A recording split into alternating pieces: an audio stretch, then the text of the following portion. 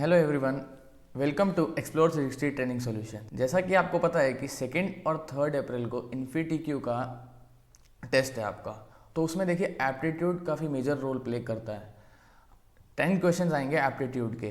तो आज हम करेंगे क्वांटिटेटिव एप्टीट्यूड के 10 क्वेश्चंस डिस्कस, और मैं उसमें आपको काफ़ी नई क्वेश्चंस की टेक्निक सॉल्व करने की अप्रोच क्या होगी, क्वेश्चन को नज़रिया क्या है देखने का, और हर टॉपिक से मैंने क्वेश्चंस कवर करे हैं, तो आप उसको ध्यान से समझिएगा। हर टॉपिक से मैंने क्वेश्चन करे हैं, और आप एक बार ये देखिएगा स्टार्टिंग में कि आपको वीडियो की तरह नहीं देखना है इसको कि मूवी की तरह देख रहे हैं आप इसको। आप पॉज कीजिएगा, स्क्रीन पर क्वेश्चन आएगा, उसको सॉल्व कीजिएगा अपने अब जैसे भी मेथड से आप ट्राई करना चाहते हैं कीजिएगा। अगर आपको टाइम ज़्यादा कंज्यूम हो रहा है तो आप दूसरा वाला मेथड अडॉप्ट कीजिएगा जो मैं आपको बताऊंगा अभी।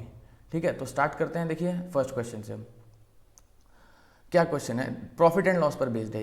A shopkeeper allows a discount of 12.5% on the mark price of a certain article and makes a profit of 20%। 12.5% का डिस्काउंट देता है और 20% का प्रॉफिट कमाता है। If the article cost the shopkeeper ₹210, अगर कॉस्ट प्राइस आर्टिकल का 210 रुपीज़ है तो मार्क प्राइस कितना होगा, ये क्वेश्चन में पूछा गया है। देखो ऐसे तो इसको करने के दो तरीके हैं, एक तो कॉन्सेप्ट बताऊंगा अभी आपको, और उसके बाद एक फॉर्मूला बेस भी है, फॉर्मूले से भी आप कर सकते हो। चलिए पहले कॉन्सेप्ट समझते हैं। कॉन्सेप्ट में क्या है कि डिस्काउंट परसेंटेज आपको दिया हुआ है 12.5%। अच्छा, 12.5% फ्रैक्शन में 1/8 होता है। ठीक, उसके बाद प्रॉफिट परसेंटेज आपको दिया हुआ है 20%, और 20% कितना होता है फ्रैक्शन में 1/5।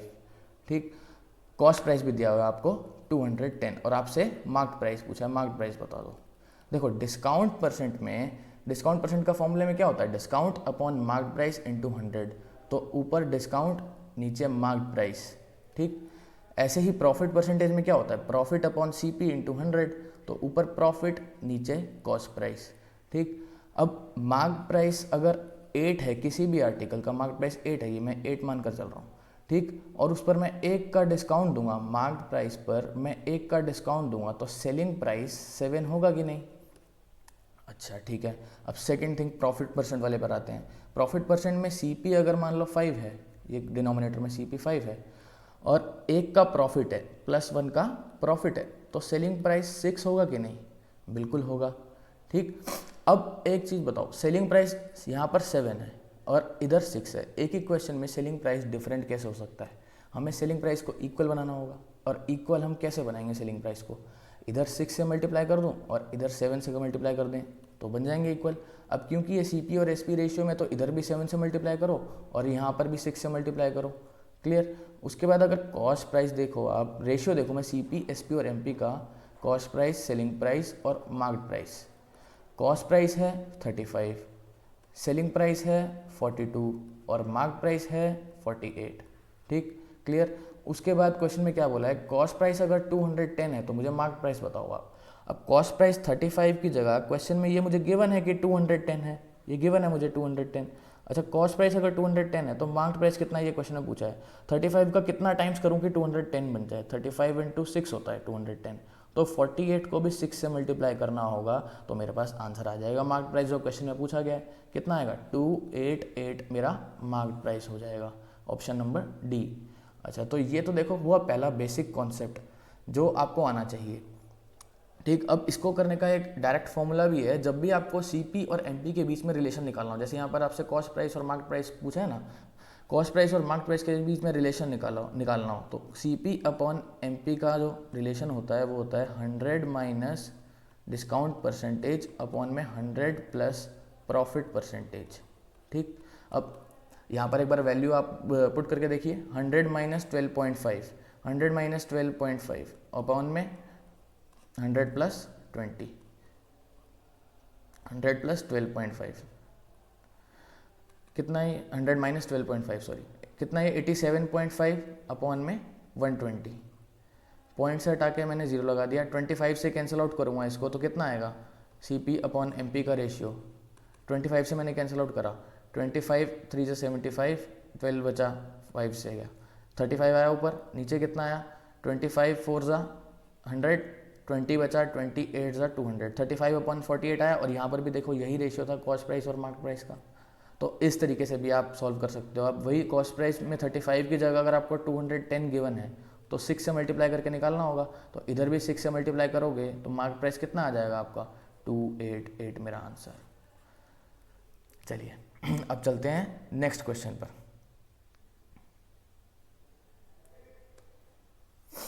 Next question is from time and work. Time and work से हमारा नेक्स्ट क्वेश्चन। देखिए नेक्स्ट क्वेश्चन में क्या है, Ankit, Bharat and Chandan can complete a work in 10, 12 and 15 days respectively. 10, 12 और 15 दिन में ये कंप्लीट करते हैं अपना work respectively. They started the work together, साथ में वर्क शुरू करते हैं, but Ankit left the work before 5 days of its completion. Complete होने से 5 दिन पहले अंकित अपने काम को छोड़ देता है। Bharat also left the work 2 days after Ankit left. Ankit के छोड़ने के 2 दिन बाद भरत काम छोड़ देता है।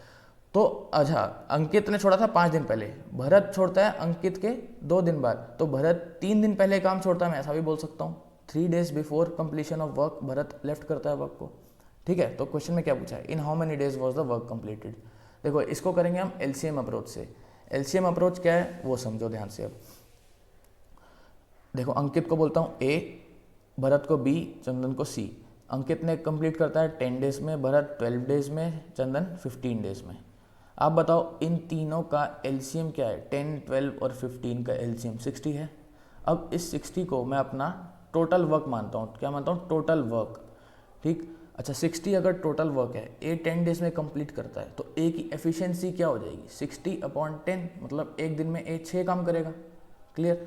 ऐसे ही बी की बात करता हूँ। बी की टोटल वर्क अगर 60 है, बी 12 डेज में कंप्लीट करता है उस काम को, तो बी की पर डे वर्क या एफिशिएंसी बोलूँ तो 60/12 दैट इज़ 5 हो जाएगा।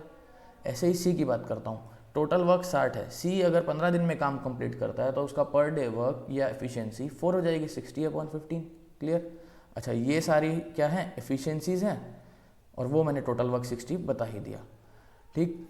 अच्छा अब बात आती है इमेजिनेशन की। इमेजिन करना आपको कि अगर भरत ने अंकित ने 5 दिन पहले काम छोड़ा है, 5 दिन पहले काम छोड़ा है। मैं कह रहा हूँ कि अगर अंकित 5 दिन काम और कर लेता, मैं रिपीट करता हूँ कि अगर अंकित 5 दिन काम और कर लेता, तुम बताओ कितना काम एक्स्ट्रा कर लेता। अंकित का एक दिन का काम कितना है, 6 है, एक दिन का काम 6 है ना, तो अगर 5 दिन और काम करता तो 6 × 5 इतना काम एक्स्ट्रा कर लेता वो। क्लियर। अच्छा अब सेम बात करते हैं ऐसे भरत की। क्वेश्चन में लिखा है Bharat also left the work 2 days after Ankit left. Ankit के छोड़ने के 2 दिन बाद भरत ने काम छोड़ दिया, तो भरत ने 3 दिन पहले काम कंप्लीट होने से छोड़ दिया। तो मतलब मैं अभी भी ये बोलना चाह रहा हूँ कि भरत ने 3 दिन का काम एक्स्ट्रा कर दिया, ऐसा मान सकते हैं इमेजिनरी हम। भरत का एक दिन का काम कितना है, 5, तो 5 × 3 इतना काम भरत ने एक्स्ट्रा कर लिया होगा। मान लो अगर ये ना छोड़ते तो। ठीक, तो 30 ये और 15 ये। ठीक है, इतना काम इन दोनों ने एक्स्ट्रा कर लिया, और टोटल वक्त था कितना स्टार्टिंग में 60, तो 60 प्लस जो अंकित काम करता एक्स्ट्रा 30 प्लस जो भरत काम करता एक्स्ट्रा 15। अब ये काम टोटल न्यू टोटल वर्क मेरा ये हो गया, ये पूरा टोटल वर्क हो गया मेरा। ठीक है, अब एफिशिएंसी मैं लूँगा इन तीनों की, 6 + 5 + 4, 6 + 5 + 4 टोटल वर्क अपॉन में एफिशिएंसी। तो इतने दिन में काम कंप्लीट हो जाएगा कि नहीं, number of days. Number of days यही होता है, टोटल वर्क अपॉन एफिशिएंसी।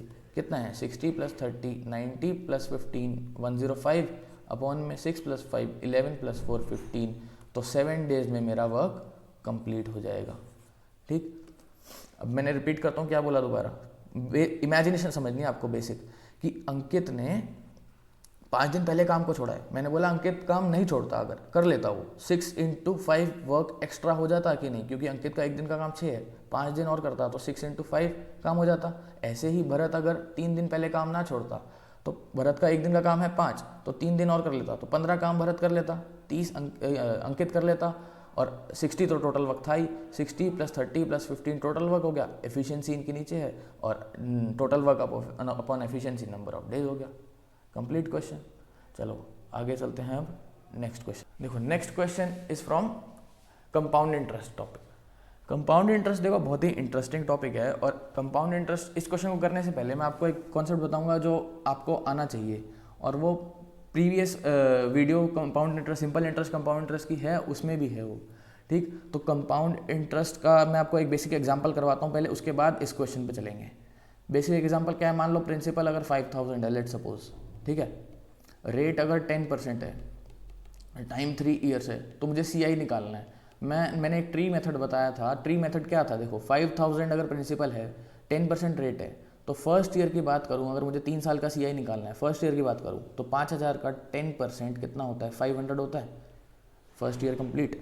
अब सेकेंड ईयर की बात करते हैं। सेकेंड ईयर में क्योंकि कंपाउंड इंटरेस्ट है, तो प्रिंसिपल पर तो इंटरेस्ट लगेगा ही, और इंटरेस्ट के ऊपर भी इंटरेस्ट लगेगा। यही तो मीनिंग होता है कंपाउंड इंटरेस्ट का, प्रिंसिपल के ऊपर इंटरेस्ट प्लस इंटरेस्ट के ऊपर इंटरेस्ट। 5000 पर 10% लगा तो अगेन ये 500 आ गया, लेकिन ये 500 पर भी तो 10% होगा, जो कि कितना होगा, ये 50 होगा। क्लियर। ऐसे ही अब 2 साल कंप्लीट हुए, यहाँ थर्ड ईयर की बात करता हूँ मैं, तो थर्ड ईयर में ये 5000 पर तो 10% होगा ही होगा, प्लस में ये जो 500 है इसका भी 10%, इसका भी 10% और इसका भी 10%, इन सबका 10% होगा। अगर इसका 10% हुआ तो कितना आया, 500, इसका 10% हुआ तो कितना आया, अगेन 500, ओ सॉरी 50, इसका 10% हुआ तो कितना आया, 50, और इसका 10% हुआ तो कितना आया, 5। क्लियर। दोबारा 5000 का 10% पहले 500, फिर सेकेंड ईयर आया तो 5000 पे 10% और फिर 500 पे 10%, ठीक, ये सेकेंड ईयर कंप्लीट। उसके बाद थर्ड ईयर जब आया तो 5000 का 10% तो होगा ही, प्लस में ये जो 3 इंटरेस्ट जो मैंने सर्कल किए हुए हैं, इन पर भी इंटरेस्ट मिलेगा 10% का। तो 5000 पे 10% 500, 500 पे 10% 50, 500 पे 10% 50, 50 पे 10% 5, ठीक। और ये पूरा कंप्लीट क्या हो जाता था मेरा, CI। ये पूरा कंप्लीट कितना है, CI। अच्छा, इसमें एक बात और नोट करने की है, ये जो है CI सेकेंड ईयर का है, और ये जो CI है ये थर्ड ईयर का है। तो सेकेंड ईयर का CI 550 है, और थर्ड ईयर का CI कितना है, 605, ठीक है। और पूरा ऐड कर दोगे तो 3 साल का कंपाउंड इंटरेस्ट आ जाएगा। अब वापस चलते हैं अपने क्वेश्चन पे। क्वेश्चन क्या था, find the principal if difference between compound interest for third year and second year is 621। Third year के CI और सेकेंड ईयर के CI के बीच का डिफरेंस 621 है, और rate of interest 15% per annum है, तो मुझे ये बताओ कि प्रिंसिपल कितना रहा होगा। ठीक है, तो देखो प्रिंसिपल हमें निकालना है, तो प्रिंसिपल कुछ ना कुछ हमें मानना भी होगा। अब प्रिंसिपल को PX या कोई भी वेरिएबल मानने से अच्छा कुछ ऐसी वैल्यू एज्यूम करते हैं कि हमारी कैलकुलेशन आसान बने। हमारा मेन मोटिव क्या है कि टाइम रिड्यूस करना, तो टाइम रिड्यूस करने के लिए हम कुछ ऐसी कैलकुलेशन मानेंगे जो ईजी पड़े हमें। 15% क्या होता है, 3/20 होता है, फ्रैक्शन में चेंज करो तो। आपको प्रिंसिपल क्या एज्यूम करना है, ये जो रेट के डिनोमिनेटर में है ना, रेट के डिनोमिनेटर में इसकी पावर टाइम पीरियड, इसकी पावर टाइम पीरियड कितना है, 3 साल, तो 20 का क्यूब। ऐसा क्यों कर रहे हैं अभी समझाऊंगा, अभी आपको रीज़न पता चल जाएगा। तो 8000 को मैंने क्या कर लिया, अपना प्रिंसिपल एज्यूम कर लिया। अब आप मुझे बताओ, जैसा हमने सेम यहाँ करा था वही करते हैं। 8000 पे अगर 15% रेट ऑफ इंटरेस्ट है फर्स्ट ईयर के लिए, तो कितना इंटरेस्ट होगा। 8000 का 15% कितना होता है, 1200 होता है कि नहीं। 8000 का 10% 800 और 5% 400, दोनों को जोड़ दो तो 1200, ऐसे कैलकुलेट करो। अब सेकेंड ईयर की बात करते हैं। 8000 का 15% अगेन कितना होगा, 1200, और इस 1200 का भी 15% कितना होगा, 1200 का 15% 180 होगा कि नहीं। 1200 का 10% 120 और 5% 60, दोनों को जोड़ दो 180, ठीक। अच्छा, अब चलते हैं थर्ड ईयर पे। थर्ड ईयर की बात करें तो इस प्रिंसिपल पर तो इंटरेस्ट लगेगा ही, प्लस में ये जो तीनों इंटरेस्ट मिले इन पर भी तो रेट लगेगा कि नहीं। 8000 पर अगर 15% का रेट ऑफ इंटरेस्ट लगा तो कितना है, 1200, ओ सॉरी हाँ 1200, क्लियर है। 1200 पे अगर 15% का रेट लगा तो कितना है, 180। 1200 पे अगेन 15% का रेट लगा तो कितना है, 180। और 180 पे अगर 15% का रेट ऑफ इंटरेस्ट लगा तो कितना है, 180 का 15% कितना होगा, 27 होगा कि नहीं। क्लियर। अच्छा, अभी मैंने आपको बताया कि CI सेकेंड ईयर का और थर्ड ईयर का क्या होता है। ये सेकेंड ईयर का CI होता है, और ये जो है ये थर्ड ईयर का CI होता है। सेकेंड ईयर का CI और थर्ड ईयर के CI में डिफरेंस कितना है, ये डिफरेंस कितना है, यहाँ 1200 और 180, इधर तो कॉमन है, इधर भी 1200 180 है, इधर भी 1200 180 है, तो कैंसिल आउट। तो 180 + 27, यही डिफरेंस है इन दोनों का, इन दोनों के बीच का, सेकेंड ईयर और थर्ड ईयर के बीच का डिफरेंस कितना है 180 प्लस 27 कितना हो गया ये 207। अब क्वेश्चन में क्या गिवन है कि इनके बीच का डिफरेंस तो 621 है और एग्जैक्ट तो 621 है, हमारा 207 क्यों आ रहा है क्योंकि हमने प्रिंसिपल 8000 माना था। तो 207 की जगह क्वेश्चन में क्या गिवन है कि 621 मेरा डिफरेंस है। अब 207 को अगर 621 बनाना है मुझे तो थ्राइस करना होगा कि नहीं 3 टाइम्स। अब मैं प्रिंसिपल का भी अगर 3 टाइम्स कर दूं तो आंसर कितना आ गया 24,000 मेरा आंसर ऑप्शन बी। ठीक, अब आपको समझ आया होगा कि मैंने ये 20 का क्यूब 8000 क्यों माना था, क्योंकि मुझे पता था मुझे 3 बार 15% करना है इसका 8000 का 3 साल के लिए, 15% यहाँ पर 15% और इधर 15%। तो अब आपको समझ आया होगा इसकी पावर मैंने टाइम पीरियड क्यों माना। अगर 2 साल रहता तो मैं पावर 2 मान लेता, अगर 4 साल रहता तो पावर 4 मान लेता। क्लियर ये क्वेश्चन भी। चलिए अब नेक्स्ट पे मूव करते हैं। अच्छा, नेक्स्ट क्वेश्चन है एलिगेशन पे बेस्ड, टिपिकल एलिगेशन का क्वेश्चन है ये। क्या क्वेश्चन है 2 vessels contain milk and water in the ratio of 3:5 and 11:5। 2 vessels हैं जिनमें मिल्क और वाटर का रेशियो 3:5 एंड 11:5 है। What quantity of second mixture is to be mixed with 65 liters of first mixture। 65 litre पहले mixture के साथ दूसरे mixture की कितनी क्वांटिटी लूँ to get a new mixture in which the ratio of milk to water is 5:7। देखो allegation कैसे apply करेंगे, मिल्क है और वाटर है, पहला कंटेनर दूसरा कंटेनर, पहले कंटेनर में रेशियो है 3:5, दूसरे में है 11:5, 3:5 और 11:5।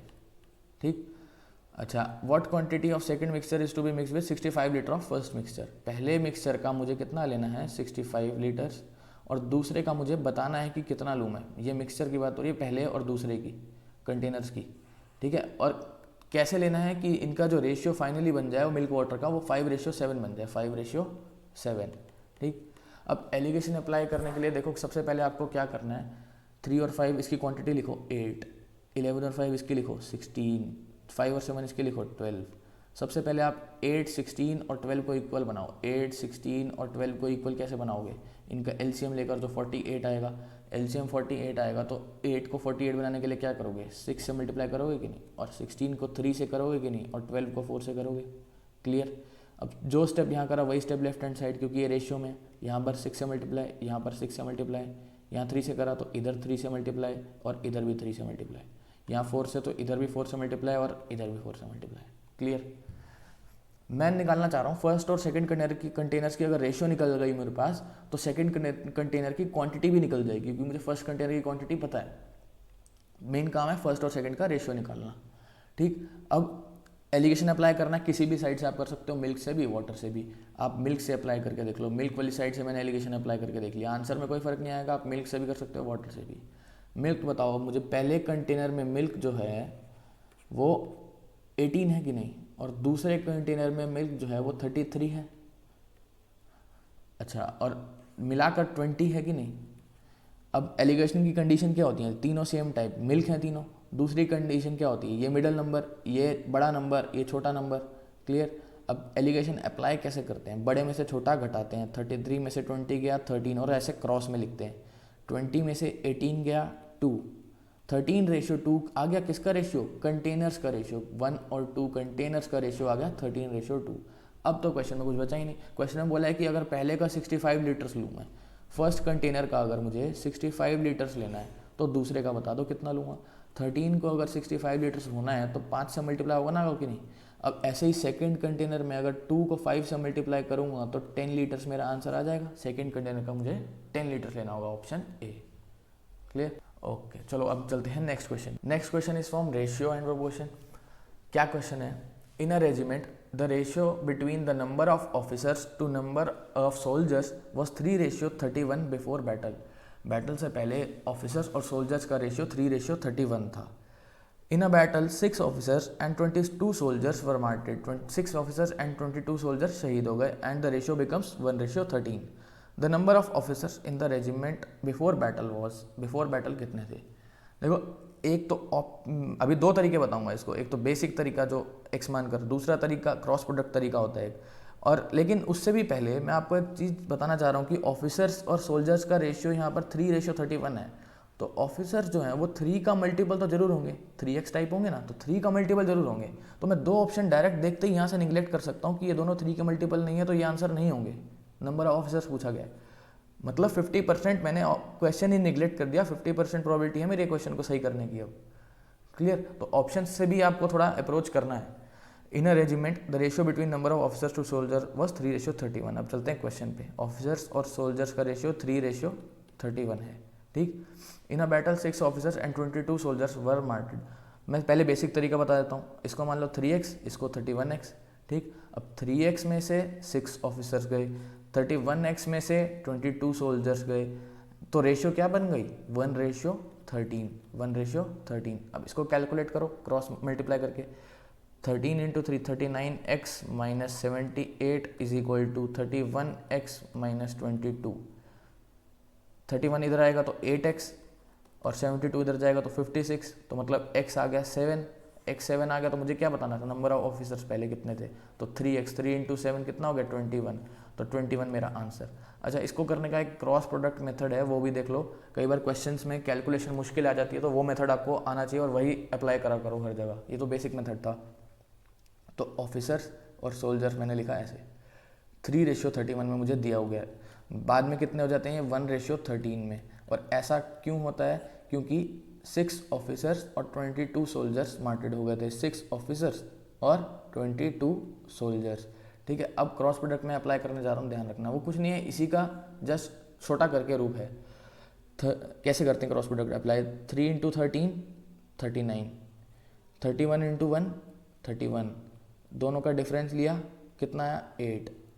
सेम नीचे 13 इंटू 6 78, 22 इंटू 1 22, दोनों का डिफरेंस लिया, कितना आया? 56। अब 8 की वैल्यू अगर 56 है तो मतलब मुझे 7 टाइम्स करना होगा कि नहीं? अब यहाँ पर 3 को भी मैं 7 से मल्टीप्लाई कर दूँ तो 21 ऑफिसर्स मेरा डायरेक्ट आंसर। कोई वेरिएबल का यूज़ भी नहीं करना पड़ेगा। Clear? Number of questions practice करना तो सॉल्व हो जाएगा। चलते हैं अब नेक्स्ट क्वेश्चन पर। देखो, ये अगला क्वेश्चन है परसेंटेज पे बेस्ड, सक्सेसिव परसेंटेज पे बेस्ड है ये।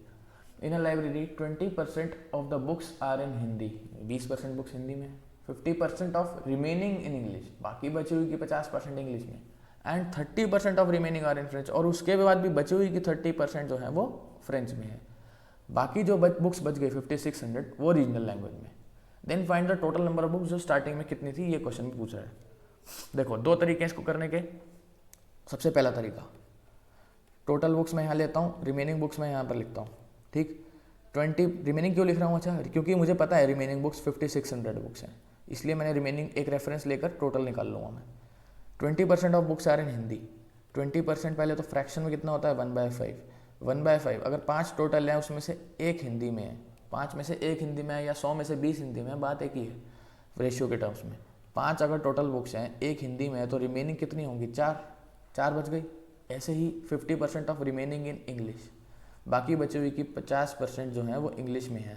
50% 1/2 होता है। अगर टोटल 2 है और एक इंग्लिश में है तो बाकी कितनी बच गई? एक। 2 में से अगर एक इंग्लिश में है तो बाकी बच गई एक। ऐसे ही फ्रेंच की बात करते हैं, 30% of remaining are in French. 30% कितना होता है? 3/10। अगर टोटल बुक्स 10 हैं, 3 फ्रेंच में है, तो बाकी कितनी बच गई? 7। 10 में से 3 फ्रेंच में, तो बाकी बच गई 7। क्लियर? अच्छा, अब सक्सेसिव में क्या करते हैं? इनको मल्टीप्लाई, 5 इंटू 2 10 इंटू 10 100, 4 इंटू 7 28। अगर टोटल बुक्स 100 हैं तो बाकी बची हुई कितनी है? 28। और ये कौन सी है? रीजनल लैंग्वेज में लिखा हुआ है इसने, रीजनल लैंग्वेज में, रेस्ट बुक्स रीजनल लैंग्वेज में। अच्छा, ये दिया हुआ है मुझे कि 28 की जगह 5600 है रेस्ट बुक्स। रेस्ट बुक्स कितनी है? 5600, तो 5600 है। 28 को अगर आपको 5600 बनाना है तो क्या करना होगा? इंटू 2 और 2 0, 200 से मल्टीप्लाई करना होगा। तो टोटल को भी 200 से मल्टीप्लाई कर दो तो आपके पास आंसर आ जाएगा कितना? 20,000। Number of books, total books कितनी हो जाएंगी स्टार्टिंग में? 20,000। अच्छा, ये तो था सक्सेसिव परसेंटेज का क्वेश्चन जो मैंने आपको इस तरीके से बताया। अब अगर आप एक तरीका और बताता हूँ, वैसे भी कर सकते हो। मान लो x total number of books है, 20% ऑफ बुक्स आर हिंदी में है। अगर 20% हिंदी में है तो बाकी कितनी बच गई? 80% बच गई। 80% क्या होता है? 4/5, मतलब x का 4/5 बाकी बच गई। इसके बाद 50% ऑफ रिमेनिंग इंग्लिश में है, तो इसका अगर 50% इंग्लिश में है तो बाकी कितनी बच गई? 50% ही बच गई, 1/2। अब 30% of remaining are in French, ये जो रिमेनिंग है इसका 30% फ्रेंच में है, तो बाकी कितनी बच गई? 70%। 70% कितना होता है? 7/10। ठीक, और यही मुझे कितना दिया है? 5600। यहाँ से भी आप एक्स कैलकुलेट कर सकते हो, कितना आएगा? 20,000। क्लियर? चलो अब चलते हैं नेक्स्ट क्वेश्चन पे अपना। Next question is from time speed distance. Time speed distance का क्वेश्चन है और काफ़ी फिक्स पैटर्न पे, फिक्स टाइप पर ये क्वेश्चन है। इसका एक कॉन्सेप्ट समझना होगा आपको इस क्वेश्चन को करने से पहले। वो कॉन्सेप्ट क्या है मैं एक बार बताता हूँ आपको। यहाँ पर मान लीजिए दो प्लेसेस हैं, ये एक्स और वाई। यहाँ पर ए जा रहा है, ए की स्पीड है स्पीड ऑफ ए, बी जा वाई की तरफ, और वाई से बी जा रहा है स्पीड बाई, बी की स्पीड है स्पीड ऑफ बी, ये जा रहा है एक्स की तरफ। ठीक, स्पीड ए जा रहा है वाई की तरफ, बी जा रहा है एक्स की तरफ। कहने का मतलब है दोनों एक दूसरे की तरफ जा रहे हैं। ठीक, और यहाँ पर कहीं मीट करते हैं। मीट करने के बाद ए जा रहा है वाई की तरफ, तो ए को लेट सपोज टाइम लगता है टी ए, और बी जा रहा है एक्स की तरफ, और लेट सपोज बी को टाइम लगता है टी बी। ठीक, अब इसमें एक फिक्स फॉर्मूला, फिक्स टाइप कह सकते हो आप, स्पीड ऑफ ए अपॉन में स्पीड ऑफ बी। स्पीड जो है वो इन्वर्सली प्रोपोर्शनल होती है square root of time period के। स्पीड जो है वो इन्वर्सली प्रोपोर्शनल होती है square root of time period. Speed of A upon speed of B है ना, तो उल्टा कर दो, स्पीड टाइम ऑफ ए नीचे और टाइम ऑफ बी ऊपर, और अंडर रूट कर दो। ये बात आपको बस याद रखनी है। Speed of A upon speed of B is inversely proportional to square root of their time period. अब चलते हैं इस क्वेश्चन पे। Rajdhani and Shatabdi start their journey from Delhi and Kanpur respectively towards each other. Rajdhani और शताब्दी अपनी जर्नी स्टार्ट करते हैं दिल्ली और कानपुर से टुवर्ड्स ईच अदर। अच्छा, मान लो ये दिल्ली, ये कानपुर। राजधानी स्टार्ट करती है यहाँ से। राजधानी की स्पीड को मैं एस आर बोल देता हूँ, शताब्दी को स्पीड को मैं एस एस बोल देता हूँ। ये दोनों एक दूसरे की तरफ जाती हैं। ठीक, when they cross each other on the way, जब वो यहाँ पर क्रॉस करती हैं, Rajdhani and Shatabdi take 36 hours and 25 hours respectively. 36 और 25। राजधानी जो है वो लेती है 36 आवर्स, और जो शताब्दी है यहाँ पर जाने में वो लेती है 25 आवर्स। ठीक, to reach their destination. If Rajdhani travels at 80 kilometre per hour, speed of Rajdhani दी हुई है कितनी? 80 किलोमीटर पर आवर। तो मुझे ये बताओ स्पीड ऑफ शताब्दी क्या है? सेम इसी पर बेस्ड है कि नहीं? सेम तो कॉन्सेप्ट पर बेस्ड है। तो स्पीड ऑफ राजधानी अपॉन में speed of Shatabdi is inversely proportional to square root of their time period. मतलब टाइम ऑफ शताब्दी ऊपर और टाइम ऑफ राजधानी नीचे। अब अंडर रूट टाइम ऑफ शताब्दी कितना है? शताब्दी का टाइम 25 है, और राजधानी का टाइम कितना है? 36 है। कितना आया? 5/6 आया। अब स्पीड ऑफ राजधानी कितनी दी हुई है? 80 दी हुई है। 80 अपॉन स्पीड ऑफ शताब्दी मुझे निकालना है। 5/6, 5 से जाएगा ये 16 टाइम्स, तो स्पीड ऑफ शताब्दी कितनी आ जाएगी? 16 × 6 96 kilometre per hour. Answer 96 kilometre per hour. चलो now let's move on to next question. Question number 8। Question number 8 देखो, ऐसा तो ये एवरेज का क्वेश्चन है। एवरेज का क्वेश्चन है, लेकिन इसको मैं करूँगा एलिगेशन के मेथड से। क्यों? क्योंकि एवरेज के क्वेश्चन में इसमें कैलकुलेशन थोड़ी ज़्यादा हो जाएंगी, इसलिए एलिगेशन से करना इसको बेस्ट अप्रोच है, और काफ़ी जल्दी भी होगा। अभी आप देखना, bowling if the bowling average of a bowler. पहले तो ये बताओ बॉलिंग एवरेज क्या होता है। बॉलिंग एवरेज में कई डाउट है कईयों को। Bowling average is runs per wicket, number of runs considered by the bowler पर विकेट्स टेकन बाय हिम और हर। बॉलिंग एवरेज क्या है? Number of runs considered upon में नंबर ऑफ विकेट्स टेकन। अच्छा, बॉलिंग एवरेज जितनी कम हो उतना बेटर है बॉलर के लिए, या बॉलिंग एवरेज जितनी ज़्यादा हो? बॉलिंग एवरेज जितनी कम हो। क्यों? क्योंकि नंबर ऑफ विकेट्स उतनी ही ज़्यादा होंगे, और नंबर ऑफ रन जितने उसने दिए होंगे उतने ही कम होंगे। ठीक, बॉलिंग एवरेज जो है इन्वर्सली प्रोपोर्शनल है विकेट्स के, और डायरेक्टली प्रोपोर्शनल है रन्स के। जितने कम रन्स कंसीड करेगा बॉलर उतना अच्छा, और जितनी ज़्यादा विकेट्स लेगा उतनी बॉलिंग एवरेज कम। ठीक, बॉलिंग एवरेज इंप्रूव होने का मतलब है बॉलिंग एवरेज कम होना। अब चलते हैं क्वेश्चन पे। The bowling average of a bowler is 12.4 runs per wicket. 12.4 runs per wicket है, ठीक है। ही टुक 5 wickets for 26 runs in his next match. अगले मैच में उसने 26 रन्स देकर 5 विकेट्स लिए। 26 रन्स देकर 5 विकेट्स लिए। अच्छा, इसी स्टेटमेंट से मैं उस मैच की बॉलिंग एवरेज बता सकता हूँ क्या?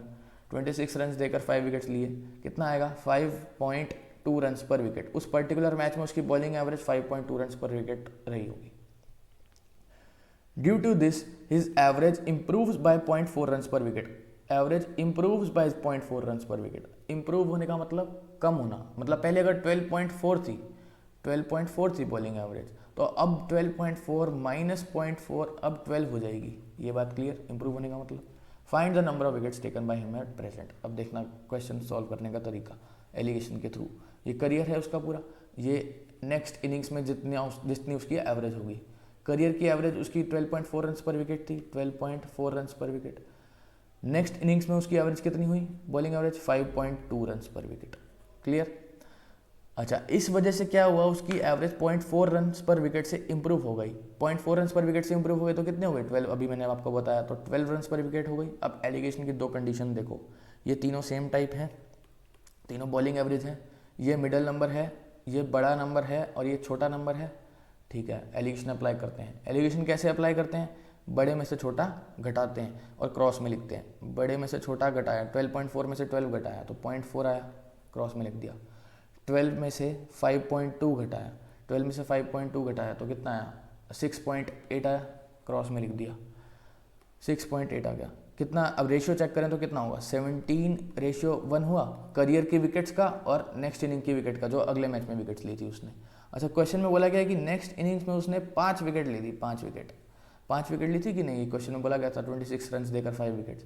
तो अगर एक की जगह 5 विकेट है तो 17 की जगह 85 विकेट्स नहीं होगा, इंटू 5 करके। अब क्वेश्चन में क्या बोला गया? Find the number of wickets taken by him at present, मतलब इस नेक्स्ट इनिंग्स को मिलाकर बच्चे क्या करते हैं? 85 को मार्क करते हैं, वो जो गलत होता है आंसर, क्योंकि 85 तो पहले वाले करियर में विकेट्स। अगर पूछता कि पहले करियर में पूरे उसने कितने विकेट्स ली तो 85 बोलते हैं आप। अब पूछ रहा है कि एट प्रेजेंट नेक्स्ट इनिंग को जोड़कर, तो 85 + 5, अब आंसर क्या हो जाएगा? 90 विकेट्स। 90 wickets answer correct. चलो अब चलते हैं नेक्स्ट क्वेश्चन पर। Next question is from number system पे है question. Find the sum of the digits of the smallest number which when divided by 5, 6, 7, 8 gives remainder 3 in each case. Sum of digits बताना है उस सबसे छोटे number का जब 5, 6, 7, 8 से डिवाइड करें तो रिमाइंडर 3 दे हर केस में, and is exactly divisible by 9, और 9 से वो कंप्लीटली डिविजिबल है। ठीक, सबसे पहला स्टेप क्या होगा? अगर 5, 6, 7, 8 से मुझे सबसे छोटा नंबर देखना है जो कैंसिल आउट होता हो, तो आप क्या करते हो? 5, 6, 7, 8 का एलसीएम ले लेते हो। इसका एलसीएम कितना आएगा 5, 6, 7, 8 का? अब 8 इंटू में 7 इंटू में 5, 8, 7, 5 में तो कुछ कॉमन नहीं है। अब 6 का 2 तो 8 के पास है, 3 नहीं है, तो ये इसका एलसीएम हो जाएगा। एलसीएम कैसे निकाला? 8, 7, 5 में कुछ कॉमन नहीं है, 8 इंटू 7 इंटू 5, लेकिन 6 जो है उसका 2 8 के पास है तो 3 नहीं है, तो 3 से और मल्टीप्लाई कर दिया। अब ये कितना आएगा? 7 इंटू 5 35, 35 इंटू 3 105, 105 इंटू 8 840, तो 840 इनका एलसीएम आ गया। अब क्वेश्चन में अगर ये लाइन ना बोलता कि and is exactly divisible by 9, तो मैं डायरेक्टली क्या करता? 840 में +3 ऐड कर देता, जो रिमाइंडर मुझे बचाना है, तो 843 में अपना आंसर बता देता। लेकिन अब क्वेश्चन में ये क्या बोला गया है कि it is completely divisible by 9, exactly divisible by 9। अगर 9 से एग्जैक्टली डिविजिबल मुझे करना है तो वो नंबर 840 एलसीएम है, 840k + 3 टाइप का होगा कि नहीं? 840k + 3 टाइप का, 840k + 3। अब k की कुछ ऐसी वैल्यू मुझे सब्सटीट्यूट करनी है जिससे कि ये 9 से डिविजिबल बन जाए, 9 से डिवाइड हो जाए पूरा।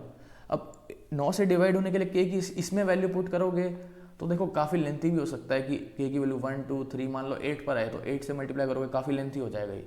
तो आप क्या करो, इसको छोटा बनाओ। पहले छोटा कैसे बनाओगे 840k को? ऐसा पार्ट इसमें से हटा दो जो 9 से कम्प्लीटली डिविजिबल है, जैसे 810k है, अब ये तो 9 से कम्प्लीटली डिविजिबल है, ये मैंने हटा दिया। प्लस कितना 30k रह गया, 30k में से भी 27k तो कम्प्लीटली डिविजिबल है, प्लस कितना 3k रह गया। ऐसे लिख सकता हूँ ना इसको, 810k + 27k तो कम्प्लीटली डिविजिबल है 9 से, प्लस 3k प्लस 3 जो ये बचा था। क्लियर। अब ये तो 9 से कम्प्लीटली डिविजिबल है, इसका तो कोई डाउट ही नहीं। मुझे क्या चेक करना है? ये छोटा बन गया, अब इसमें चेक करनी है k की वैल्यू रख के कि 1, 2, 3 किस पर ये 9 से डिवाइड हो जाएगा पूरा।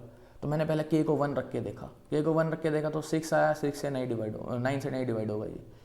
फिर k को मैंने 2 रखा, तो 3 × 2 6 + 3 है 9 आ गया, तो 9 से डिवाइड हो जाएगा। तो k की वैल्यू 2 रखने पर ये 9 से कम्प्लीटली डिविजिबल बन जाएगा। तो अब आप इसमें k की वैल्यू 2 रख दो, k की वैल्यू 2 रख दो, कितना आ जाएगा 840 इंटू 2 1680, 1680 प्लस 3 1683। अब क्वेश्चन में ये नहीं पूछा कि नंबर क्या है, क्वेश्चन ने पूछा इसके सम ऑफ डिजिट्स क्या है। 1683 के कितना हो जाएगा 8 3 11 6 17 और 1 18, 18 इसके सम ऑफ डिजिट्स हो जाएंगे, ऑप्शन बी। क्लियर। चलिए आइए चलते हैं हम नेक्स्ट क्वेश्चन पे अपने। देखो नेक्स्ट क्वेश्चन जो है अब ये अलजेब्रा पे बेस्ड है। नेक्स्ट क्वेश्चन किसका, अलजेब्रा का। अलजेब्रा का क्वेश्चन देखो, ये x की वैल्यू दी है, ये y की वैल्यू दी है, z की वैल्यू दी है। अलजेब्रा के मैक्सिमम क्वेश्चन जो है वैल्यू पुटिंग से सॉल्व हो सकते हैं। अब वैल्यू पुटिंग से मेरा क्या मतलब है, आपने पहले पढ़ा होगा, एक कॉन्सेप्ट बताता हूँ, आपने पहले पढ़ा होगा कि जितने नंबर ऑफ इक्वेशंस हैं उतनी नंबर ऑफ वेरिएबल्स चाहिए मुझे सॉल्व करने के लिए। जैसे 2x + 3y = 5 है, मैं आपसे पूछूँ कि इसमें x और y की वैल्यू क्या, आप नहीं बता सकते क्योंकि एक ही इक्वेशन है। आपको एक इक्वेशन और चाहिए ऐसी, 3x + 6y = 7, मान लो एग्जाम्पल, 2 इक्वेशन और 2 वेरिएबल चाहिए आपको क्वेश्चन सॉल्व करने के लिए। अब वैल्यू पुटिंग कैसे करनी है और कब करनी है वो सीखो आप, कि जब भी नंबर ऑफ वेरिएबल्स ज़्यादा हैं, नंबर ऑफ वेरिएबल्स ज़्यादा हैं नंबर ऑफ इक्वेशन से, नंबर ऑफ वेरिएबल्स ज़्यादा है नंबर ऑफ इक्वेशन से, तभी वैल्यू पुट करनी है, नहीं तो नहीं करनी। वैल्यू पुट करना तभी पॉसिबल है जब नंबर ऑफ वेरिएबल्स ज़्यादा हो नंबर ऑफ इक्वेशन से। यहाँ पर देखो कितने वेरिएबल्स हैं, A B C X Y Z, 6 variables हैं, ठीक। इक्वेशंस कितनी है, 1 2 और 3 इक्वेशंस है, तो क्वेश्चन है 3 इक्वेशंस है, तो नंबर ऑफ वेरिएबल्स ज़्यादा है नंबर ऑफ इक्वेशन से। अच्छा, अब वैल्यू किस किस की पुट करनी है ये भी क्वेश्चन है। अब 6 वेरिएबल्स हैं, 3 इक्वेशन है, मतलब 3 वेरिएबल्स मेरे पास एक्स्ट्रा हैं। इन 3 वेरिएबल्स को मैं क्वेश्चन में कुछ भी वैल्यू पुट कर दूं, आंसर पर कुछ फर्क नहीं पड़ेगा, ये आंसर से इंडिपेंडेंट हैं 3 वेरिएबल्स बिल्कुल भी। वो 3 वेरिएबल्स कोई भी हो सकते हैं, आपको अपनी तरफ से कोई भी 3 वेरिएबल्स की वैल्यू कुछ भी एज्यूम कर सकते हो आप। पर कंडीशन क्या है ये याद रखना आपको, डिनोमिनेटर में कभी भी 0 ना बने, क्योंकि डिनोमिनेटर में 0 बन गया तो वो मैथमेटिक्स में नॉट डिफाइंड हो जाता है। डिनोमिनेटर में 0 नहीं बनना चाहिए कभी भी, ठीक। अब x = a/b है प्लस b/a है, y = b/c है प्लस c/b है, और z = c/a है प्लस a/c है। तो मुझे इस पूरे टर्म की वैल्यू चाहिए, xyz minus x² y² minus z², ठीक। अब ए बी सी की मैं कुछ भी वैल्यू पुट कर लेता हूँ। फॉर एग्जांपल मैं ए को भी 1 ले लेता हूँ, बी को भी 1 ले लेता हूँ और सी को भी 1 ले लेता हूँ, कोई दिक्कत नहीं, डिनोमिनेटर में 0 नहीं बन रहा, 3 वेरिएबल्स को अपनी तरफ से कुछ भी पुट कर सकता हूँ, ठीक। अब एक्स ए बी सी को अगर 1 1 ले लूँगा तो x 2 आ जाएगा, y भी 2 आ जाएगा और z भी 2 आ जाएगा। अब x की वैल्यू ए बी सी को 1 1 लेने पर x की वैल्यू 2, y की 2, z की 2, आप x की वैल्यू 2, y की 2, z की 2 इसमें पुट करो तो 2 × 2 × 2 x y z तो हो जाएगा 8, -2 का स्क्वायर 4, -4 अगेन -4, तो -4 तो ये 8 से कैंसिल आउट, तो आंसर क्या आएगा, सिर्फ -4, ऑप्शन ए। देखो वैल्यू पुटिंग काफ़ी अच्छा कॉन्सेप्ट है और आपका टाइम बहुत ही ज़्यादा रिड्यूस कर देगा ये क्वेश्चन में सॉल्व करने का। अब आप सोच कर देखो, अगर ये x की वैल्यू ये y की ये z की है, आप इसमें एक्सप्रेशन में पुट करने लग गए तो काफ़ी ज़्यादा टाइम लग जाएगा आपको क्वेश्चन में, और हो सकता है आपका एग्जाम भी इस पर्टिकुलर क्वेश्चन की वजह से ख़राब हो जाए, ठीक है। तो आपको ऐसा नहीं करना, वैल्यू पुटिंग करनी है और कम टाइम में क्वेश्चन को सॉल्व करना है। तो this was the end of the video. I hope आपको आज जो क्वेश्चंस करे थे वो सब पसंद आए होंगे, और इस पर प्रैक्टिस करनी है आपको, और कुछ भी डाउट हो तो कमेंट सेक्शन में लिखकर आप क्लैरिफाई कर सकते हो। Thank you for watching.